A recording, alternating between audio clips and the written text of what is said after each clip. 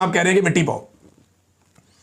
تو مفتی منیب صاحب حضور آپ نے اللہ کو جا کے جواب نہیں دینا, آپ نے رب کے سامنے پیش نہیں ہونا, یہ سارا خوف آپ نے ہمارے لیے رکھا ہوا ہے.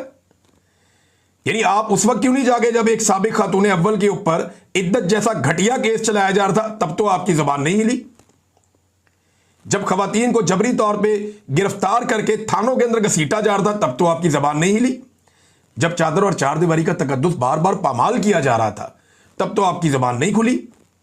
جب بہنوں بہوؤں اور بیٹیوں کو اغوا کیا جا رہا تھا, بیویوں کو اغوا کیا جا رہا تھا ایک غیر آئینی ترمیم کروانے کے لیے, تب تو آپ کا منہ نہیں کھلا.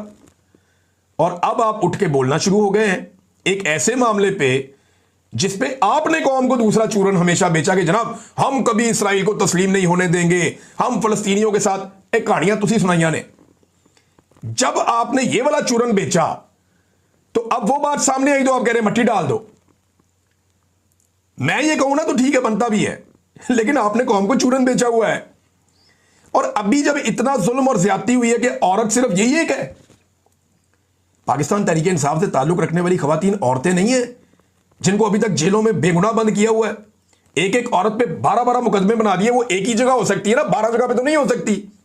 ایک عورت لاہور میں ہے, اس کے اوپر 4 شہروں میں اور مقدمے ہو گئے. ابھی جس طرح پورے کے پورے نظام نے مل کر فلک جاوید کو گرفتار کیا, آپ کو نظر نہیں آیا وہ کہ 24 گھنٹے تک پتہ نہیں چلا وہ ہے کہاں پہ؟ اس وقت تو آپ کا کوئی سٹیٹمنٹ نہیں آیا. تو مفتی منیب صاحب, اچھی بات یہ ہے کہ میرا اللہ رب العزت آخر میں ہر ایک کو ایکسپوز کر دیتا ہے, اور آپ اپنے کریئر کے اختتام میں بہت بری طرح ایکسپوز ہوئے, بہت بری طرح. لوگوں کو اب نظر آ رہا ہے کہ آپ نے کس قسم کا منافقانہ رویہ اختیار کیا ہے.